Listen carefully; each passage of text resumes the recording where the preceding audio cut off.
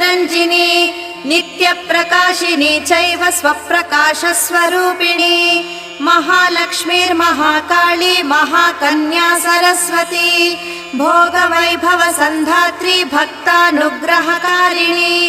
ईशावास्या Mahamaya Mahadevi Maheshwari हृल्लेखा परमाशक्तिर्मातृका बीजरूपिणी Nityananda नित्यबोधा नादिनी जनमोदिनी